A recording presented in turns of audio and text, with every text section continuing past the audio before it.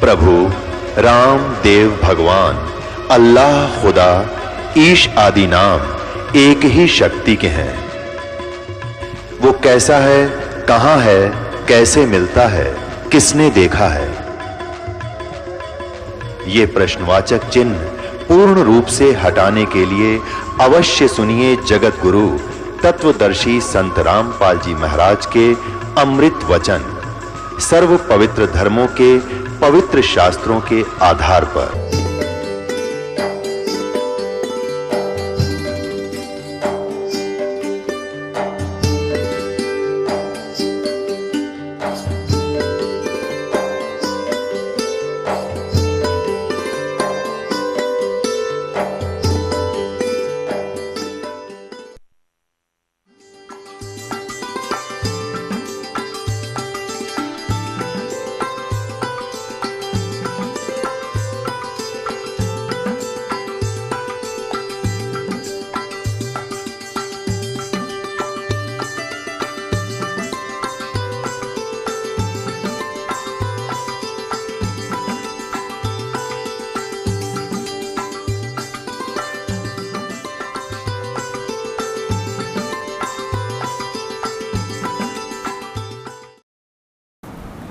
सतगुरुदेव की जय। बंदी छोड़ कबीर परमेश्वर जी की जय। बंदी छोड़ गरीबदास जी महाराज जी की जय। स्वामी रामदेवानंद जी गुरु महाराज जी की जय हो।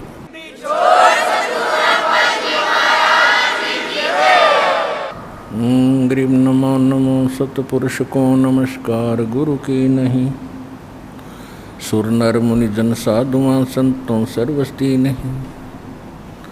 सतगुरु साहेब संत सब ढंडो तुम प्रणाम। आगे पीछे मध हुए तिनको जा कुर्बान। निराकार निर्विषम काल जाल वैभंजनम। निर्लेपम निज निर्गुणम अकल अनुबेशोन्दनम। सोहम सुरति समापतम सकल समानो निर्तलय। उज्ज्वल हिरंबर हरदमम बेपरवाह अथाह वार पारनी मध्यतम। ग्रीव जो सुमर सिद्ध होई गणनायक गलता ना करो अनुग्रह सोई पारस पद परवाना। आदि गणेश मनाऊं गणनायक देवन देवा। चरण कमल लो लाऊं आदंत करूं सेवा। परम शक्ति संगीतम रिद्धि सिद्धि दाता सोई। अवगत गुण अतीतम सत्य पुरुष निर्मोही। जगदम्बा जगदीशम मंगल रूप मुरारी। तन मन अर्पों शीशम भक्ति मुक्ति भंडारी। सुर नर मुनि जन ध्यावें ब्रह्मा विष्णु महेशा। शेष सहस मुख गावे पूज्य आदि गणेशा। इंद्र कुबेर सरीखा वरुण धर्म राय ध्यावे। समर्थ जीवन जी का मन इच्छा फल पावे। 33 कोटि अधारा ध्यावे शेष 88। उतरे बहुजल पारा कट है यम की फांसी। 33 कोटि अधारा ध्यावे शेष 88। उतरे बहुजल पारा कट है यम की फांसी। कर जोरूं विनती करूं धरूं चरण पर शीश। गुरु जी राम देवानंद जी महाराज ने दियो नाम बख्शीश। कोटि कोटि सजदा करूं कोटि कोटि प्रणाम। चरण कमल में राखियो मैं बंदी जाम गुलाम। कुत्ता हूँ गुरुदेव का रामपाल दास का नाम। गले प्रेम की जेवड़ी जाखें चोहां जाऊं, तो करो तो बावड़ू, दूर दूर करो तो जाऊं, जो राखो त्यों ही रहूं, जो देवो सो खाऊं। जय इब कै सतगुरु मिले, सब दुख आँखों रोए, चरणों ऊपर शीस धरूं, कहूँ जो कहनी हो। कबीर साईं मिल लेंगे, पूछेंगे कुशलात, आदि अंत की सब कहूँ, अपने दिल की बात। गुरु जी तुम ना भूलियो, चाहे लाख लोग मिल जाएं, हमसे तुमको बहुत है, तुम जैसे हमको नहीं।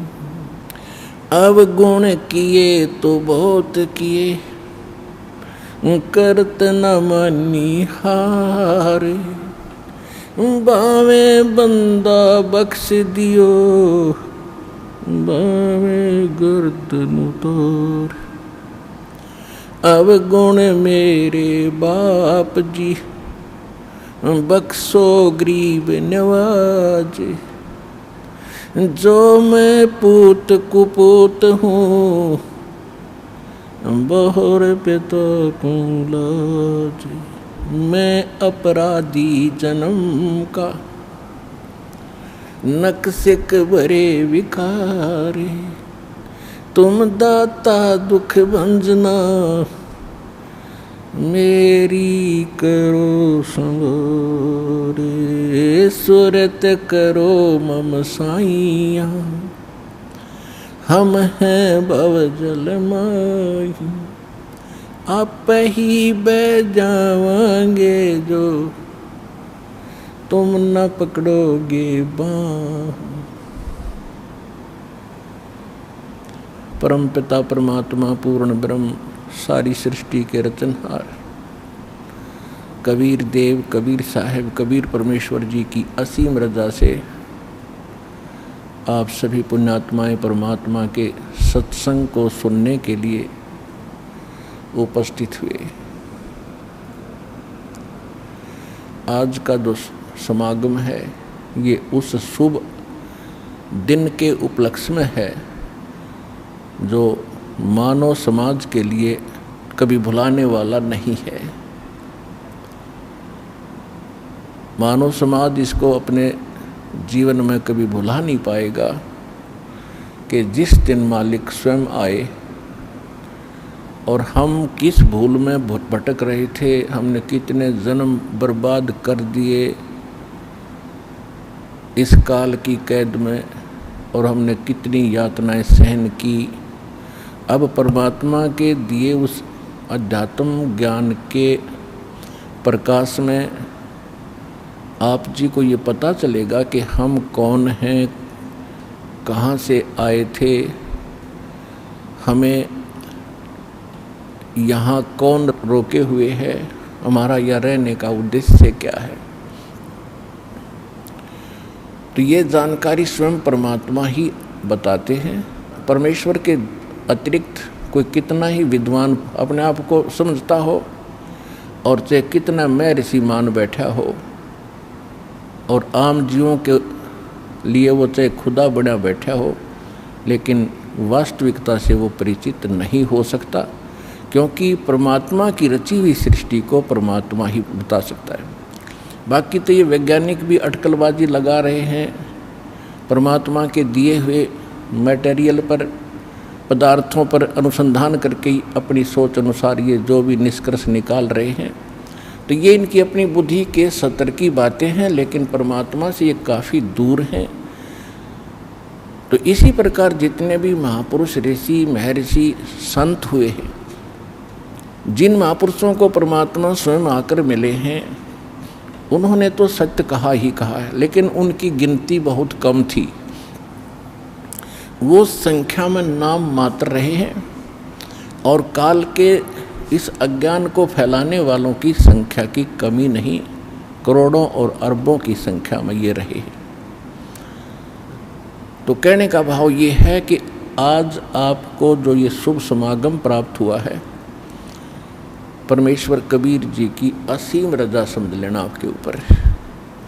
नहीं तो ये सारा संसार एक पेट के लिए, निर्वाह के लिए सुबह से लेकर शाम तक और रात्रि के समय उसी के चिंतन में सौपन आते हैं, उसी के चिंतन में सारा दिन व्यतीत करता है और जो मिलना है वही मिलता है।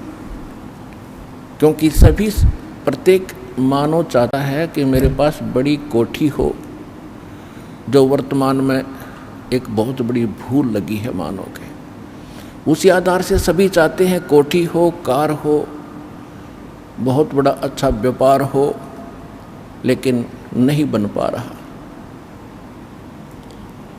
उसका कारण ये है कि अध्यात्म ज्ञान से परिचित ना होने से हम ये भूल गए हैं कि जो मस्तिष्क में लिखा है वही प्राप्त होगा।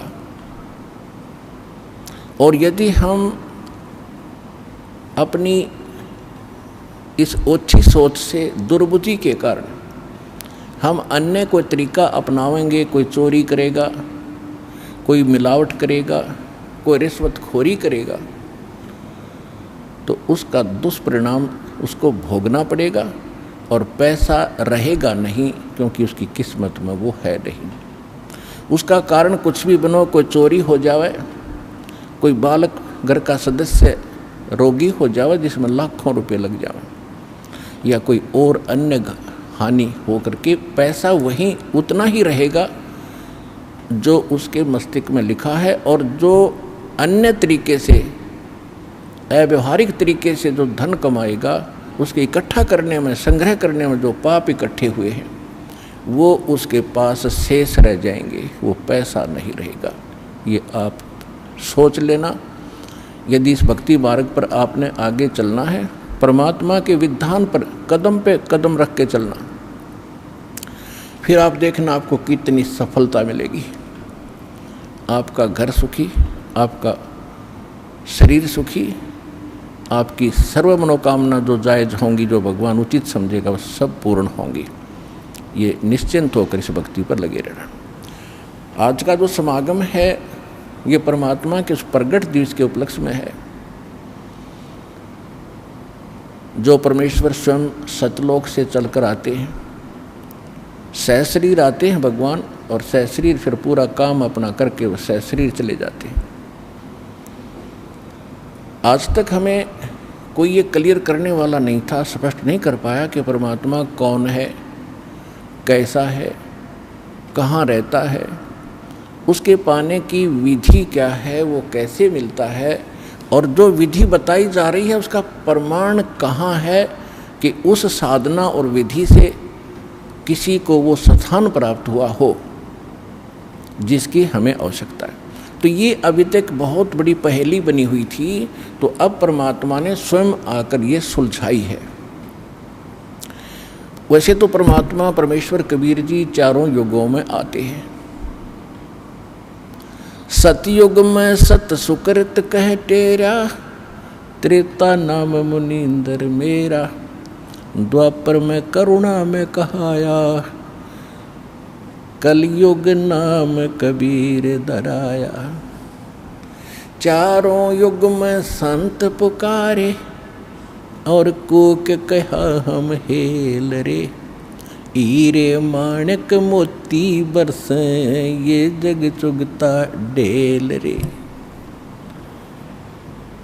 परमेश्वर कबीर जी बता रहे हैं कि मैं चारों युगों में आया हूँ। सतयुग के अंदर मेरा सत्सुकृत नाम प्रसिद्ध रहा। त्रेता में मुनिंद्र ऋषि के नाम से परमात्मा कबीर जी प्रसिद्ध रहे पूरे युग में। द्वापर में उनका करुणा में नाम रहा, और कलयुग में उस परमात्मा का वास्तविक जो नाम है, कबीर साहब, कबीर देव, अल्लाहु अकबर, ये पूरे कलयुग में यही रहेगा। वैसे प्रत्येक युग में परमात्मा अन्य रूपांतर करके भी आते रहते हैं, साधु संत का रूप बनाकर कहीं भी प्रकट हो जाते हैं। कुछ समय वहाँ रहकर अपनी प्यारी आत्माओं को सच्चा ज्ञान भक्ति दृढ़ करके वो फिर वहाँ से अदृश्य हो जाते हैं। फिर वो भक्त, वो संत जिनको भगवान मिलते हैं सीधे वो अपने से परिचित कराकर वापस छोड़ते हैं। वो संत भी उस परमात्मा के आँखों देखा गुणगान, उसकी महिमा का वर्णन किया करते हैं। आज आप जी को इस समागम के दौरान अधिकतर परमेश्वर कबीर जी की ही जानकारी दी जाएगी। वो परमात्मा कौन है, कैसा है, कहाँ रहता है, किसने देखा है। और एक आम कहावत है अपने हिंदुस्तान के अंदर, कोई व्यक्ति कुछ बात कह रहा होता है तो उसको कहते हैं आप कौन से भगवान से मिलकर आए हो जो ऐसी बड़ी बड़ी बातें कर रहे हो। आप जी को उन महापुरुषों के प्रमाण दिए जाएंगे जो भगवान से मिलकर आए हैं। इसको हम मानते हैं कि जो भगवान से मिलकर आया है वो सच्ची कहता है। तो जो परमात्मा से मिलकर आए हैं उन महापुरुषों के भी साथ में एविडेंस, उनकी विटनेस आपके सामने दी जाएगी कि इन महापुरुषों ने परमात्मा को देखा और वो भगवान से मिलकर आए। और परमात्मा ने जो उनको मोक्ष मार्ग बताया, उन्होंने कौन सी साधना की जिससे उनका मोक्ष हुआ। तो उसी साधना से, उसी भक्ति से आप और हम सभी का मोक्ष संभव है, इति सिद्धम। तो इस सत्संग के दौरान आप जी को ये सभी प्रमाण प्रस्तुत किए जाएंगे। सौभाग्य आपका, आप जी को ये सत्यनारायण कथा सुनने को सुलभ हुई। आज तक हमने ये पता नहीं था सत्यनारायण है कौन। सत्यनारायण, सत्य माने जिसका नाश कभी ना हो, अविनाशी। नारायण मीन जो जल के ऊपर, नार माने जल, आयन माने आने वाला, यानी जो जल पर आकर विराजमान होने वाला। वो कौन? वो परमात्मा है। इसलिए नारायण, नारायण यानी परमात्मा। परमात्मा की एक महिमा है कि वो सतलोक से चलकर आता है और जल के ऊपर कमल के फूल पर आकर वो निवास करता है, जिस कारण से उसको नारायण कहते हैं।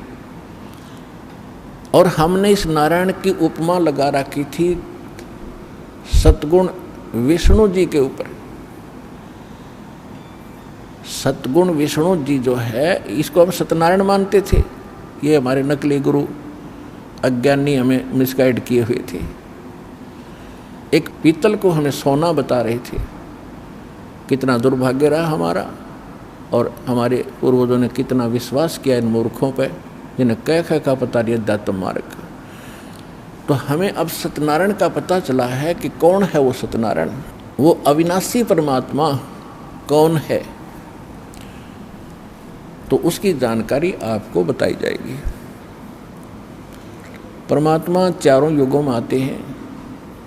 सतयुग में सत्सुकृत नाम से परमेश्वर आए थे और एक सरोवर के अंदर कमल के फूल के ऊपर आकर शिशु रूप धारण करके उन्होंने निवास किया था। वहाँ से एक विद्याधर नाम के ब्राह्मण और उनकी पत्नी दीपिका, वो उस रास्ते से आ रहे थे जिस सरोवर में परमात्मा विराजमान थे। दोनों निसंतान थे। आयु लगभग 60-65 साल की हो चुकी थी, क्योंकि सतयुग में आयु लाखों वर्ष की होती थी। तो तब तक उनको कोई संतान प्राप्ति नहीं थी। वो सरोवर के शुद्ध जल को पीने के लिए उसके अंदर निकट पहुँचे तो बच्चे को पाया, घर ले आए। उन्होंने उसको पाला पोसा और 5 वर्ष के आयु से ही परमात्मा अपने जिस उद्देश्य को लेकर आते हैं उस ज्ञान का प्रचार प्रारंभ कर देते हैं।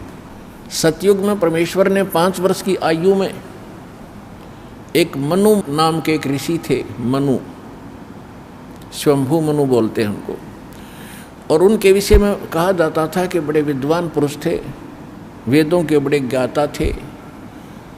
परमात्मा की उनके साथ चर्चा हुई तो परमेश्वर ने कहा क्या कि मनु जी, परमात्मा कौन है, कैसा है? उनकी तो यही कहते हैं आगे पाछे नीम तले, इनकी वही बुद्धि सेट होती थी कि श्री विष्णु जी जो हैं ये सुप्रीम पावर हैं और यही परमात्मा है, अजरो अमर हैं, यही 3 रूप धारण करके ब्रह्मा रूप बनाकर सृष्टि उत्पत्ति करते हैं, विष्णु रूप बना करके ये सतिथि बनाते हैं, पालन पोषण करते हैं, शिव रूप धारण करके सबका विनाश करते हैं। और ये भी कहा करते थे कि अविनाशी हैं, अजरो अमर हैं। फिर उनसे पूछा जाता था कि परमात्मा मूलभूत रूप में कैसे हैं? तो कहा करते वो तो निराकार हैं, वो दिखाई थोड़ी देते हैं। समाधि लगाते हैं तो केवल परमात्मा का प्रकाश दिखाई देता है।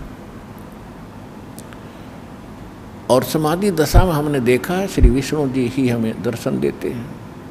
ये काल कैसे छल करता है कि जैसे श्री ब्रह्मा जी, श्री विष्णु जी, श्री शिव जी ये तो सगुण देवता हैं, इनके सामने रहते हैं, ऋषियों के सामने खूब प्रकट होते हैं, इनको सब मालूम है क्योंकि इनकी दिव्य दृष्टि काम करती होती थी सतयुग त्रेता कुछ द्वापर तक भी।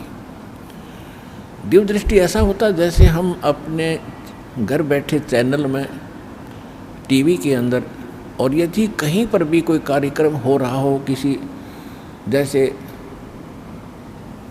पार्लियामेंट के अंदर कोई सेशन चलता है तो मीडिया वाले डायरेक्ट दिखा देते हैं तो हम घर बैठे देख लेते।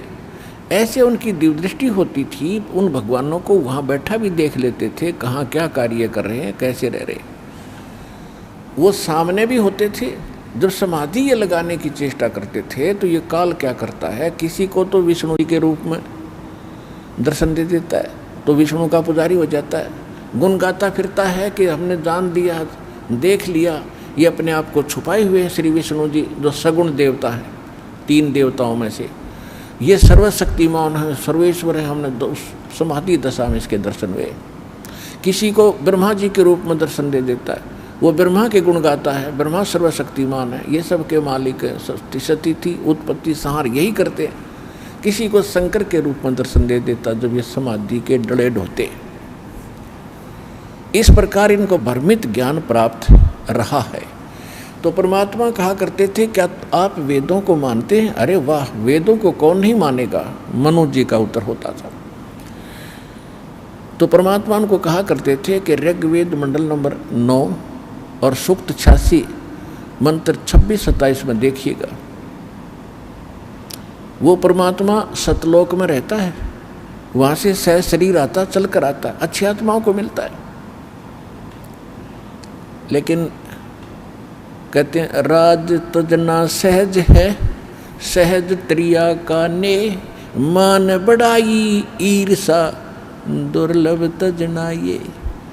राज्य भी त्याग सकता है इंसान और अपनी स्त्री का मोह भी त्याग सकता है, लेकिन मान बढ़ाई और ईर्षा को नहीं छोड़ सकता। और मान बढ़ाई ईर्षा छोड़े बिना भगवान नहीं मिल सकते। तो इन ऋषियों के सामने ये 8 अड़गी मान बढ़ाई की हम ब्राह्मण, हम विद्वान पुरुष, सर्वश्रेष्ठ मानव, और ये क्या जाने कल का बच्चा। लेकिन उस समय परमात्मा भी ब्राह्मण ही कहलाते थे क्योंकि ब्राह्मण के घर प्रवेश हो रही थी और ब्राह्मणों की बात उस समय सुनी जाती थी, अन्य की तो कोई सुनता ही नहीं था। तो ये कहकर टाल देते थे कि ये विद्याधर का बालक मूर्ख है, ये पता नहीं कौन इसके कमबख्त पैदा हो गया है, इसकी बातें मत सुनो, ये तो ऊट पटांग बकवास करता है, सारी उल्टी बातें करता है और खुद को ये भगवान कहता है। और परमात्मा कहा करते जो उसमें कबीर देव लिखा है ना तुम्हारे वेदों में, वो कबीर देव मैं ही हूँ। लेकिन ये उनका गले बात उतरी नहीं और परमेश्वर को वामदेव कहने लगे। वामदेव, वामदेव का अर्थ होता है उल्टा ज्ञान देने वाला देवता। वाम माने उल्टा, जैसे दाएं हाथ को कहते हैं हम सुल्टा हाथ और बाएं हाथ को कहते हैं उल्टा बामा। तो ऐसे उन्होंने उसका वामदेव माने उल्टा अर्थ लगाने वाला, उल्टा ज्ञान बताने वाला वामदेव नाम पक गया मालिक का सत सुकृत के स्थान पर, जबकि उल्टा ज्ञान स्वयं दे रहे थे और परमात्मा सत्य कह रहे थे उसके बारे में। ये ऐसा अपना मन गढ़ंत कहानियां बनाकर मालिक की बात मानी नहीं। फिर भी परमात्मा उनको लज्जित बहुत करते थे, शर्मिंदा बहुत करते थे, सभा में खड़े हो जाते थे कि झूठ बोल रहे हो पंडित आप, ऋषि जी आप गलत बोल रहे हैं।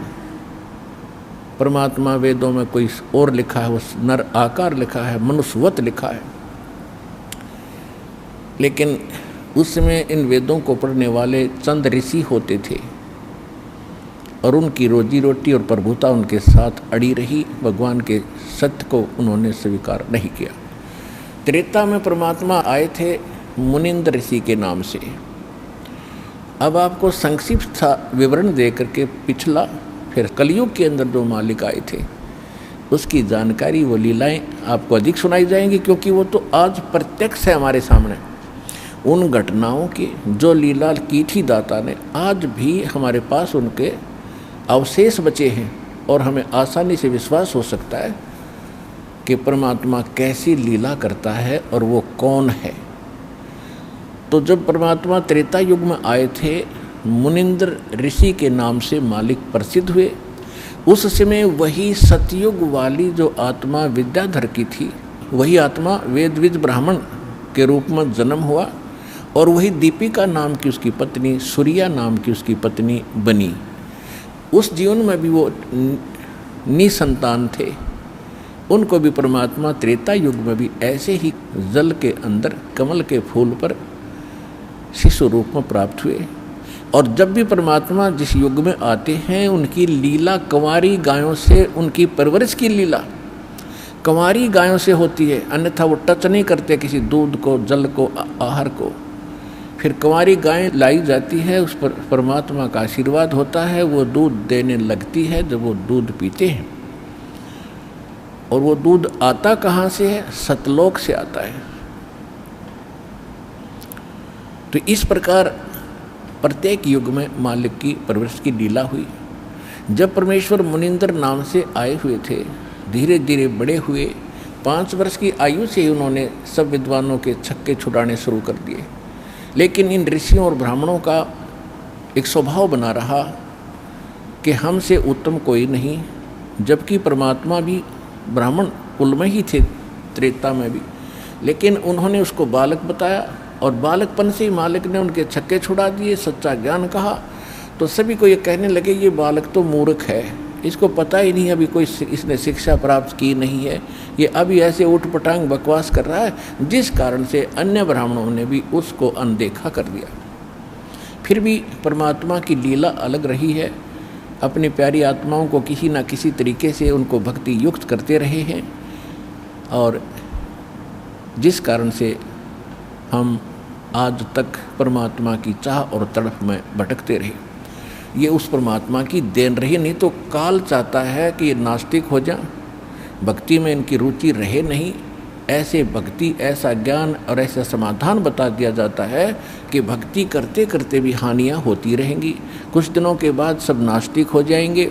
लेकिन सतयुग त्रेता द्वापर में पुण्यकर्मी प्राणी जन्म लेते हैं। वो चाहे कुछ भी साधना कर रहे हैं, किसी भी देव की कर रहे हैं, लेकिन उनके पुण्य मिल रहे होते हैं प्रारब्ध के, और वो मान बैठते हैं कि हम जो पूजाएं कर रहे हैं इससे हमें लाभ हो रहा है, या भूल लगी रही अभी तक। अब कलयुग में आके वो बात स्पष्ट होनी थी, क्योंकि हमारे पुण्य तो समाप्त हो लिए, जो विशेष पुण्य थे वो समाप्त हो गए, बहुत कम शेष बचे। और अब हम साधना भी करते हैं और हानि ज्यों की तो हो रही है, और उन्हीं देवताओं को पूज रहे हैं जो परंपरागत हमारे पूर्वज पूजते आए। आज हमारी दुर्गति शुरू होगी उन्हीं साधनाओं को करते करते। फिर हम कहीं और दौड़ते हैं और भागते हैं, किसी संत के पास जाते हैं। तो इससे सिद्ध हुआ कि जो साधना आपकी परंपरागत थी वो नकली थी, यूजलेस थी, आपको कोई लाभ दे नहीं रही थी।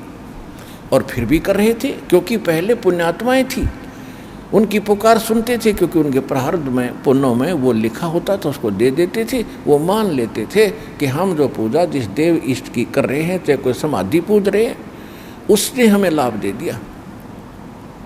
और अब कलयुग में मालिक को पता था कि ये भी समस्या हल हो जाएगी, ये पूज पाज के छक लेंगे और कोई लाभ होगा नहीं, फिर ये भटकते फिरेंगे और ठग लेंगे सब संत इनको।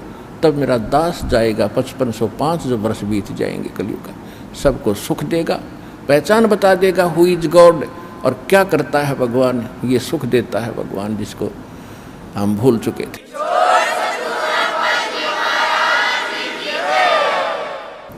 अब परमात्मा के ज्ञान को किसी ने सुना नहीं, सत्य को माना नहीं, तो परमात्मा के पास तो बहुत साधन हैं, बहुत से तरीके हैं। कहते 100 छल छिद्र मैं करूं अपने जन के काजे, अरणक से पूजो मार दो मैं नरसिंह धर लूं साजो।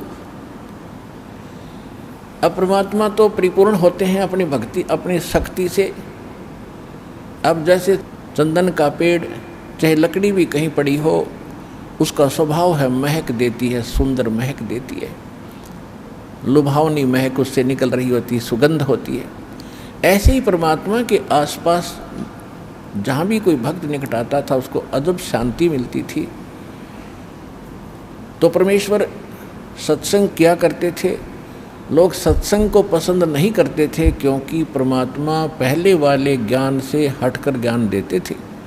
लेकिन जो दुखी होते थे उनको परमात्मा अपनी कृपा से सुख देते थे।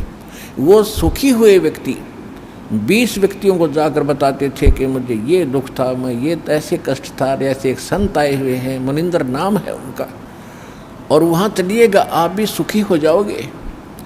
ऐसे हजारों की संख्या में परमात्मा से इस लाभ को प्राप्त करके बड़े सुखी हुए। उन्होंने जगह जगह जा कर के परमात्मा की महिमा बताई कि मुनिंदर नाम के ऋषि स्वयं परमात्मा आए हैं, स्वयं भगवान आए हैं। पुण्यात्माओं, जब तक हमें समय पर रोटी मिल रही है, कपड़ा मिल रहा है, समय पर कपड़ा मिल रहा है, समय पर रोटी मिल रही है, सामने गुट्टी मिल रही है शराब की, और कार और कोठी मिल रही है, हमने ज़रूरत नहीं भगवान की कति। और जब ये सुविधाएं भी उपलब्ध हों और कोई घर में कष्ट आ जावे, शरीर में कोई दुख हो जाता है, फिर इस जीव को नानी याद आ जाती है। इसको कुछ भी दिखाई नहीं देता, अपनी जान दिखाई देती है। तो ऐसे व्यक्ति वहाँ आने लगे परमात्मा के पास और वहाँ से सुख होने लगा। फिर उनको कुछ भी दिखाई नहीं देता था मुनिंदर जी के अतिरिक्त उस पृथ्वी पर। तो ऐसे लोग परमात्मा के साथ जुड़े थे। बाकी जो विद्वान पाक रहे थे, जिनको समय पर ठीक आहार मिल रहा था, तो वो मालिक से दूर रहे, उनका दुर्भाग्य था। तो यहाँ परमात्मा कहा करते अपनी अमृतवाणी में, जो प्रत्येक युग में आकर ये बोलते हैं, कबीर सुख के माथे पत्थर पड़ो, जो नाम हृदय से जावे, बलिहारी उस दुख के जो पल पल नाम रटाए। परमेश्वर कहते हैं कि आग लगाए से सुख के जो भगवान से दूर करे। हे परमात्मा, वो दुख भी भला जिससे मालिक की तड़फ बनी, परमात्मा की चाह बनी, उसकी याद बनी रही। अब जैसे कोई सुखी व्यक्ति है, अब सुखी भी भक्ति से जुड़ता है तो बहुत ही पुण्यकर्मी प्राणी है, वो तो बहुत पुण्यकर्मी प्राणी है। लेकिन वो सुखी जो जुड़ा है वो डगमग हो सकता है, वो विचलित हो सकता है कभी। और जो दुख में आकर यहाँ जुड़ेंगे और उनको मालिक सुख देगा, क्योंकि आज तक आप सब जगह घूम फिर लिए। ऐसा समय सेलेक्ट किया दाता ने, क्योंकि संतों का बोलबाला सैकड़ों वर्ष से है। राधा स्वामी पंथ लगभग 100-150 वर्ष पहले से चला हुआ, और इसकी तो पता नहीं कितनी ब्रांचें हैं, और इनके पास सब भटक के, लुट के, पिट के और सर्वनाश करा के अब यहाँ आ रहे। तो अब बहुत उस पर दया होगी जो पहले भटक लिया। और यहाँ आने के बाद, क्योंकि परमात्मा ने सुख तो देने ही अपने हिसाब से देना है, कैसे देना है, जैसे कोई चाहता चल देख लेता हूँ, आराम होगा तो ठीक से, नहीं तो नहीं, तो उसको फिर ऐसा ही मिलेगा राहत। और जो कति सच्चे दिल से समर्पित होकर के भी कहीं मुझे तो ठिकाना रहा नहीं, और फिर रोआ मालिक के चरणों में, प्रतिदिन देखना उसको कितना सुख मिलेगा। तो परमात्मा से लाभ लेने का हमने एक तरीका बता रखा है, उस तरह आपने समर्पित होना पड़ेगा। और फिर देखना सपने में भी किसी अन्य इष्ट या संत के प्रति आपका भाव न जावे, इस परमात्मा के अतिरिक्त, इस दास के अतिरिक्त, और फिर देखना मालिक का लाभ।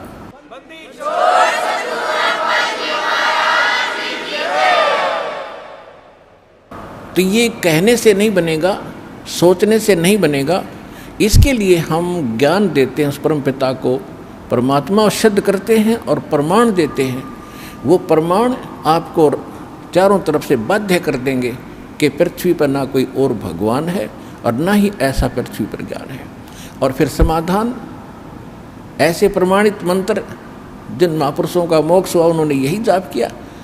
तो इन सब से फिर आपका भावना अपने आप बनेगी, निसंशय हो जाओगे, डाउटलेस हो जाओगे, फिर अपने पृथ्वी पर कुछ दिखाई नहीं देगा। और फिर देखना भगवान के हाथ रोजाना लाभ देना, सपने में भी सुख देगा, जागृत का तो कहना ही क्या।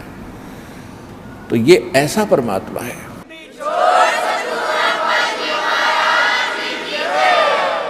जैसे हम बहुत सी कथाएं सुना करते थे, उनका कोई सिर पैर नहीं था।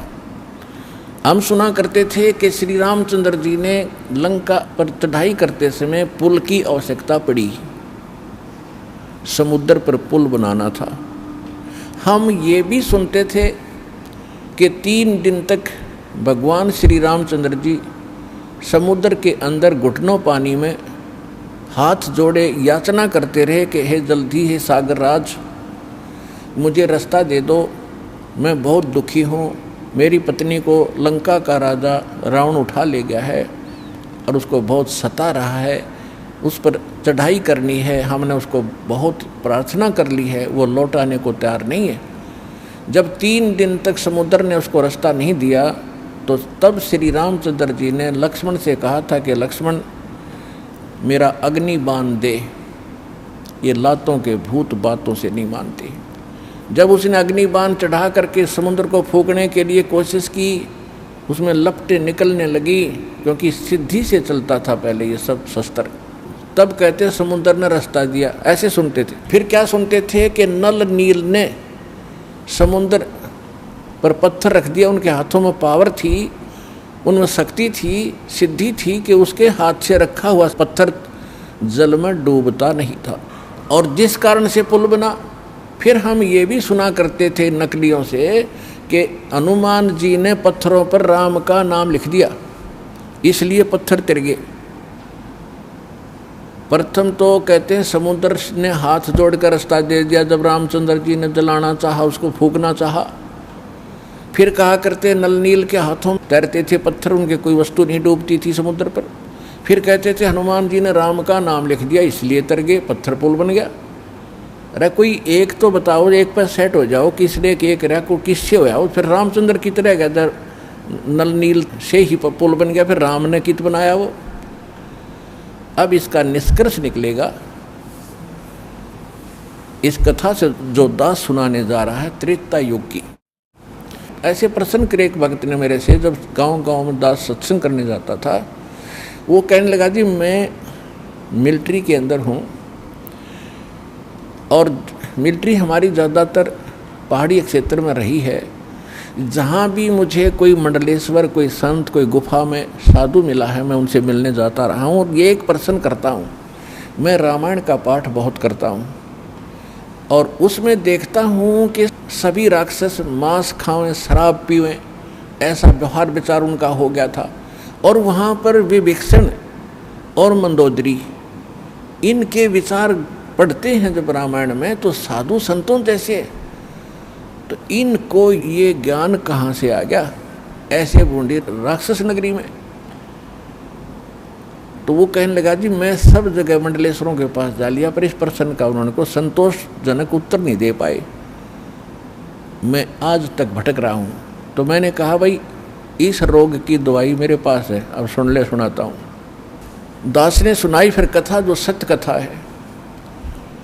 परमात्मा त्रेता युग में मुनिंदर नाम से आए हुए थे और काफ़ी दुखी व्यक्ति मालिक की कृपा से, आशीर्वाद से सुखी हुए थे। फिर उनको दाता ये प्रथम मंत्र दिया करते थे। ये प्रथम मंत्र में जो पहले और लास्ट वाले नाम पहले नहीं दिए जाते थे, उनको तो अब बचपन से जब कलयुग आया इस समय ही प्रारंभ करना था। ये कंप्लीट कोर्स अब देना था।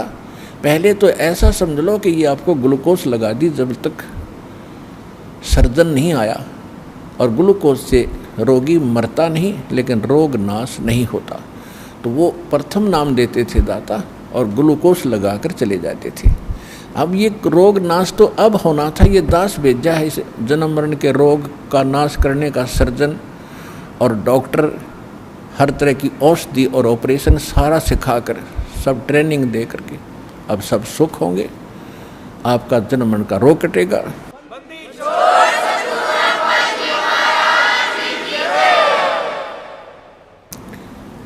एक समय परमात्मा एक दरिया के किनारे सत्संग कर रहे थे।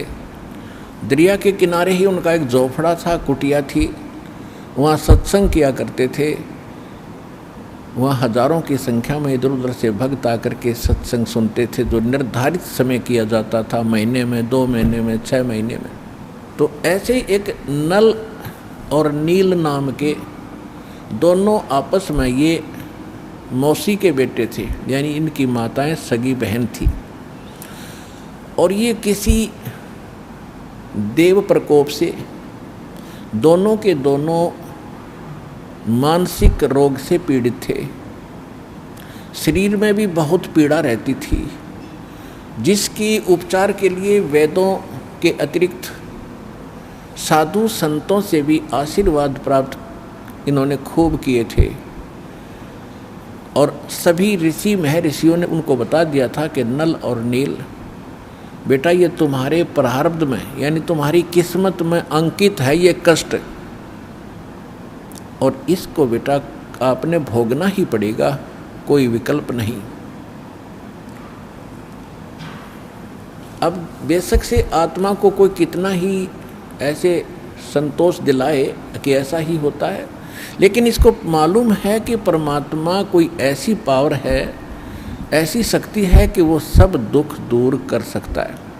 परमात्मा के गुणों में हम खूब सुनते और सुनाते रहते हैं, इसलिए आत्मा संतोष नहीं पाता है। दुखी व्यक्ति फिर कहीं ना कहीं और किसी से सुनकर भी जाता है। जब वो कति थक लिए थे, दोनों अंतिम फाइनल फैसला मान चुके थे कि अब कहीं ठिकाना नहीं रहा, हमें तो ये तड़फ के मरना ही शेष बचा है, और लंबी आयु होती थी। किसी ने उनको बता दिया कि आप चलिएगा ऋषि मुनिंद्र जी के पास और नल नील आपका रोग ठीक हो जाएगा। उनको अविश्वास रहा कि नहीं, हमने बड़े बड़े ऋषि देख लिए हैं, ये तो पहली बार नाम सुना है हमने आपसे, कोई मुनिंद्र नाम का ऋषि कहीं पर है। तो 1 से 2 से 3 से जब ये बात सुनी, उनका भाग्य उदय हुआ। उनके कहने से वो चले गए कि चलते हैं भाई, और तो कहीं हमने ठिकाना मिला नहीं। तो जब वो वहाँ आए, मालिक को पता था कि अब निशान ने चोट लगानी पड़ेगी, क्योंकि ये सब जगह थक लिए हैं और कोई इनने ऋषि महर्षि मंडलेश्वर भूत झाड़े लगाने वाला कोई छोड़ा नहीं है। अब इनको कुछ रिजल्ट दूंगा तो ये बच्चे मेरे पास टिक जाएंगे आसानी से। जो ही नल नील ने जब सत्संग शुरू होने से पहले सत्संग, परमात्मा बैठ जाते थे, सत्संग सुनाते थे। सत्संग तो वो सुन ही नहीं सकते थे क्योंकि उनकी तो ऐसे बेचैनी रहती थी। और जो ही मालिक के पास आए, दोनों चरणों में मत्था टेका और परमात्मा ने दोनों के सिर पे हाथ आशीर्वाद भरा रखा, उनका तुरंत रोग छू मंतर हो गया और ऐसे हो गए जैसे कभी पीड़ा थी ही नहीं किसी प्रकार की।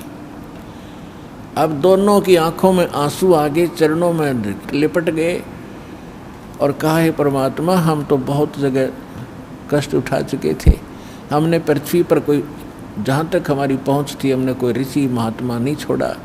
हे परमात्मा, हमारे ऊपर बहुत बड़ा कहर था, बड़ा कष्ट था, आपकी कृपा से हम स्वस्थ हो गए, आप स्वयं परमात्मा आए हो।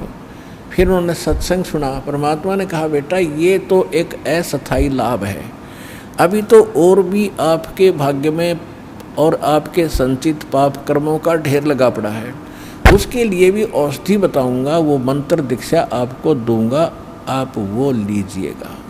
पहले सत्संग सुनिएगा। फिर सत्संग सुना, दीक्षा ली, फिर गुण गाने लगे भगवान के, जो भी मेरा उसी से कहें कि भगवान आए हैं, मुनींद्र नहीं ये परमात्मा आए हैं, आप चलो। फिर उनकी कोई नहीं माने, क्योंकि लोग सुखी थे, केवल दुख ही मानता है। तो कुछ दिनों के बाद क्या हुआ कि जैसे आप यहाँ देखते हो, उसका चित्रार्थ सारा ही आप देख सकते हो दृश्य। यहाँ पर आप देखते हो 80% भक्त दुखी आते हैं, काल के पीड़े हुए आते हैं, कर्मों के पीटे हुए आते हैं, और क्या हालत में आते हैं। कोई स्ट्रेचर पर आता है, किसी को कैंसर है। आत्मा हमारी मानती है कि परमात्मा, अज्ञानता में आपके बच्चे कितना कष्ट पा गए, पहले इन्होंने गलतियां की, पाप इकट्ठे किए, अब काल ने इनके सिर पर रख दिया कि इनको भोगो। परमात्मा अपने बिना अपने के दुख न कौन जानेगा। अगर आप भी नहीं इनको राहत दोगे तो ये कहाँ जाएंगे। दास उसका नौकर है, दास उसका पियन है, चपड़ासी है परमपिता कबीर भगवान का। आपकी अर्जी उसकी टेबल पर रख देता हूँ, वो तो जानी जान है किसकी स्वीकार करनी है, किसकी ना करनी है, किसके दिल में दोष है, कौन सच्चे आत्मा से पुकार रहा है, वो मालिक देखता है। दास की अर्जी यही होती है कि उसकी चरणों में आपकी पुकार अवश्य पहुँचाता हूँ। जब देखता हूँ उनकी हालत कि आप बिना सुख देने वाला मालिक ना कोई हुआ ना होगा, आपके दरबार में सुख नहीं है तो दाता फिर कहाँ से प्राप्त होगा। तो हम जितनी अर्जी लगा सकते हैं, जैसी हमारी अकल काम करती है, लगाते हैं। सुनना दाता कबीर भगवान ने है, और वो अवश्य सुनते हैं। ये सुख सागर हैं, ये दयालु भगवान, ये रहीम है, राम रहीम यही है। तो इसी प्रकार वहाँ आते थे, कई कई दिन रुक जाते थे, स्वाभाविक, क्योंकि वहाँ एक न्यारी शांति मिलती है। संसारिक कष्टों से, जो समस्याओं से मन हटकर एक मालिक पर लग जाता है। इसलिए कोई 2 दिन सत्संग में, कोई 1 दिन, कोई 3-3, 4-4 दिन का सत्संग भगवान कर दिया करते थे। तो परमात्मा कहा करते थे, बेटा जो गरीब असहाय व्यक्ति हैं, बीमार हैं, रोगी हैं, वृद्ध हैं, यहाँ कई कई दिन रुकते हैं, तो उनके बर्तन साफ करो, उनके कपड़े धोया करो, ताकि उनकी आत्मा खुश हो और तुम्हें सेवा का फल मिले, ताकि तुम्हारे ऊपर जो कष्ट है वो ना आए। क्योंकि हमारे जो अंतःकरण में हमारे जो पाप कर्म वो कई प्रकार से साफ होंगे। कुछ तो ऐसे प्रकार के पाप कर्म हैं जो संत के आशीर्वाद मात्र से ही समाप्त हो जाते हैं। कुछ ऐसे पाप हैं जो कि आपको प्रणाम आदि, दंडवत आदि करने से राहत मिलेगी। कुछ ऐसे पाप हैं जो आपने दान, धर्म, यज्ञ, हवन, पाठ आदि ही करवाना पड़ेगा, वही विकल्प है उनका, वो भी आपने करना ही पड़ेगा। उसके बाद फिर कुछ ऐसे पाप हैं जो सेवा करनी होती है, सेवा से भी कटते हैं। और कुछ ऐसे प्रकार के पाप होते हैं जो केवल नाम के जाप से ही कटेंगे, उनका कोई विकल्प नहीं। तो जैसे एक धोबी के पास कपड़ा जाता है, तो वो देखता है कि इस कपड़े को साफ करना है, तो पहले पानी से धोता है, साबुन लगाता है, उससे भी नहीं साफ होता, फिर ड्राई क्लीन के लिए कोई अन्य केमिकल प्रयोग करता है और उसके सब दाग छुड़ाता है, तब वो उज्जवल होता है। इसी प्रकार हमारा अंतःकरण बहुत वर्षों से, बहुत युगों से हमने इतना मैला कर लिया है कि अब इसको हमने हर तरह के सब फार्मूले लगा करके इसको साफ करना है। तो परमात्मा कहा करते थे, तो वो भक्त जो दुखी हैं वो सब सत्य मानते थे और उसका अनुसरण करते थे। तो नल नील तो और ज़्यादा ही दुखी थे, दोनों ने श्रद्धा से सेवा करनी शुरू की। जो वृद्ध थे, रोगी आते थे, उनके कपड़े धोते थे, उनके बर्तन, लोटा, थाली वगैरह जैसे भी थे वो ले जाते थे और दरिया पर धोकर लाते थे। वो इतने सीधे साधे और इतने परमात्मा पर समर्पित थे, इतना भाव था उनका कि पहले समय में साबुन वगैरह नहीं था, कपड़ा धोने के लिए पहले जल में भिगो देते थे, दरिया में भिगोकर उनको थोड़ा सा बाहर पत्थर रख देते थे, वो पानी में लहरों से गीले हो जाते, फिर उनको बाद में ऐसे मुक्के मर मर के धोते थे, कोई और तो साधन था ही नहीं। और बर्तनों को भी ऐसे पहले भिगोकर थोड़ी देर के बाद धोने के लिए किनारे रख देते थे, और तब तक वो बैठ जाते थे वृक्ष के नीचे और चर्चा करते थे सत्संग में सुनाई कथाओं का, और फिर अपने दुखों के बारे में कहते थे, ओहो हमें तो भगवान मिल गए और सच्चा ज्ञान मिल गया और सही मंत्र मिल गए, ओहो बड़ा कल्याण हुआ, बड़ी दया करी परमात्मा ने, देखो आज सत्संग में ऐसे सुना रहे थे परमात्मा, सारी सत्य है। ऐसे वो काफ़ी देर तक चर्चा करते थे, फिर उनको याद आता था कि हमने कुछ सेवा भी करनी है, तब तक किसी का कोई कटोरा बह जाता, किसी का कोई कपड़ा खिसक जाता लहरों में, तो उन्हें पता नहीं लगता, वो धो धाकर जितने थे शेष ठा के ला कर सबके रख देते। कहने का भाव ये है, किसी का कटोरा कम, किसी का गिलास गुम हो गया, किसी का धोती, किसी का कुर्ता नहीं पाया, तो सभी दिक्कत मानते थे, दुखी होते थे कि नलनील आप ये कमीज नहीं मिला, मेरा कटोरा नहीं मिल रहा, मुझे गिलास नहीं मिला।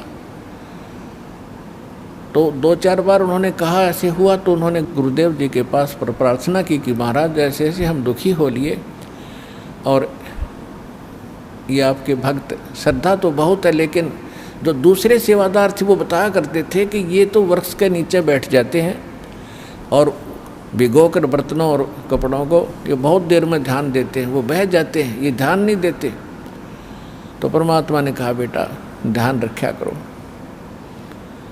तो अच्छा जी ध्यान रखेंगे। फिर वो ऐसे ही हो जाती है कि कुछ दुखों का, दुखी किया हुआ प्राणी जो होता है उसका कुछ ऐसा वो स्वभाव सा बना हुआ था, भोले भाला, उनका दिमाग कंडम सा हो गया था, उस समय भी वो ज़्यादा ही भोले टाइप के ही थे, तो फिर ऐसे ही हो गया। तो फिर शिकायत हुई, तो परमात्मा ने कहा बेटा इनकी आत्मा दुख पाती है, सेवा भी करते हो फिर उतना दुखी कर रहे हो, तो आप ये सेवा ना करो, क्योंकि आपका स्वभाव में ऐसा हो गया है। तो वो रोने लग जाते, उनको डर लगता कहीं फिर वो दुख ना आ जाए हमारे ऊपर जिस परमात्मा ने आज्ञा दे रखी है। और आज तो ये शायद गुस्से में कह रहे होंगे, फिर रोने लग गए, परमात्मा हमसे सेवा ना छीनो, दाता हमसे सेवा ना छीनो। उनको डर ये था कि कहीं फिर से ना वो कैर टूट जाए जो पहले हम दुख पा रहे थे, बुरी तरह रोने लगे। तो परमात्मा ने सोचा भी इनकी श्रद्धा भी बनी रहनी चाहिए, तो परमात्मा ने आशीर्वाद दे दिया कि बेटा जो करो सेवा, आज से तुम्हें आशीर्वाद दे दिया है कि तुम्हारे हाथ से चाहे तुम लोहा भी रख देना, और तो छोड़ो पत्थर, ये तो कुछ हो, चाहे पत्थर भी रख देना बेटा, जल में नहीं डूबेगा। तो वो दोनों जाकर फिर देखने लगे, उन्होंने पत्थर उठा कर रखा सबसे पहले, वो नो का नो पत्थर खड़ा रहा, जहाँ रखा था वहीं टच से मस नहीं हुआ, उन्होंने उठाया तो हटा, तो और देखने लग गए भगत, एक बार फिर रखिए भाई नल नील, उन दोनों ने फिर रखा, उसके ऊपर खड़े हो गए पानी में, और तब भी नहीं नीचे को गया। तो सब जगह होने लगी भाई नल नील में तो बहुत भगवान ने शक्ति दे दी।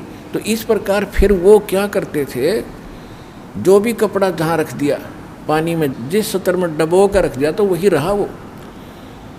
चाहे उसमें कांसी के थाली बेले होते थे, कांसी धातु के, और कांसी तो अमूमन डूबती है पानी में, तो वो भी रख दिया तो वो भी नहीं डूबा। तो इस प्रकार ये जो उनको शक्ति प्राप्त हुई थी, कबीर परमेश्वर उर्फ मुनिंद्र जी की रजा से वो शक्ति, वो सिद्धि प्राप्त थी, जिस कारण से समुद्र पर वो पत्थर नहीं डूबते थे। अब प्रश्न दूसरा उनका ये था कि श्रीलंका में जहाँ राक्षसों का पूरा ग्रुप था, और मंदोदरी और विभीषण, इनके पास ऐसा ज्ञान कहाँ से आ गया? वो इतना समझा रही अपने पति को कि ऐसा ना करो, ऐसा हो जाएगा, ये ऐसी है, ये आम वर्ष औरत नहीं है, ये भगवान की पत्नी है, और रावण मान नहीं रहा। तो इसका उत्तर अब आपको देते हैं। परमेश्वर जब कबीर जी मुनिंदर नाम से त्रेता में आए हुए थे, इनका अपना विधान है, गोता मारूं स्वर्ग में और जा बैठूं पाताले, गरीब दास ढूंढता फिरूं अपने हीरे मोती लाले। अब 100 साल छिदर मैं करूं अपने जन के काजे, अरणक से पूजो मार दूं मैं नरसिंह धर लूं साज। न जाने के रूप बना लूं अपने बच्चे के लिए। तो परमात्मा एक साधु ऋषि रूप में थे ही, श्रीलंका में पहुंच गए और वहाँ पर एक चंद्र विजय नाम का एक भाट था, भाट, और उसके परिवार में पुत्र पुत्री, पुत्र वधू, पत्नी, कुल मिलाकर 16 सदस्य थे। और जो चंद्र विजय भाट था वो रावण के पास जाता था। ये भाट लोग क्या करते थे कि अपनी रोजी रोटी के लिए राजाओं के पास जाते थे, राजा लोगों का वो मनोरंजन कराते थे, रिक्रिएशन कराते थे, ऐसे उनके गुण गाते थे। आप राजाधिराज हो, आपके राज में सब सुखी हैं, आपका बड़ा गुणगान हो रहा है, आप बड़े महापुरुष हो। और कुछ चुटकुले आदि सुना कर उनको प्रसन्न रखते थे, गाने गुने गाते थे, गीत सुनाते थे, और राजा लोग उनको उसके प्रतिफल में कुछ इनाम देते थे। इसी प्रकार उसकी पत्नी का नाम था करमवती, और वो मंदोदरी रानी के पास जाती थी, रानी का मनोरंजन कराती थी, ऐसे बुढ़ी अच्छी कहानी कथा सुना कर, अश्लील बातें सुनाकर रानी को खुश रखती थी। रानी उसको इनाम दे देती थी मंदोदरी। इस तरह उनका गुजारा निर्वाह चल रहा था। एक दिन परमात्मा उस चंद्र विजय भाट के घर से थोड़ी सी दूरी पर, पहले जंगल बहुत होते थे, यानी वन बहुत होते थे, और वनों में ही कहीं कहीं झोंपड़ी सी सबकी अलग अलग होती थी। एक वृक्ष के नीचे उस रास्ते में बैठ गए जहाँ से चंद्र विजय सुबह सुबह फ्रेश होने के लिए जाता था। और उस समय वो साधु संतों को बड़ा देखकर खुश होता था। चंद्र विजय, पिछले संस्कार होते हैं, आदमी किसी भी जाति विशेष में जन्मा है वो उसके संस्कार हैं, लेकिन जो भक्त है, भक्ति बीज पलटे नहीं, चाहे पलट जाओ ब्रह्मांड। तो भक्ति की आस्था उसके अंदर न्यारी थी। बेशक से सारा दिन बकवादी सुनता और सुनाता था, लेकिन भक्ति वाले लक्षण भी उसके अंदर विद्यमान थे। साधु देखे, चरणों में मत्था टेका, और हे भगवान, आज बड़े भाग्योदय हुआ, मेरा ऋषि जी के दर्शन आज सुबह सुबह हुए, हम दास के लिए कोई सेवा बताओ, हमारे घर पर चलिए भगवान, आज तो बड़ा सौभाग्य मेरा। तो परमात्मा को वो घर ले आए। परमात्मा गए इसलिए थे, उनके झोपड़ी के सामने बैठ गए और लगे सत्संग सुनाने।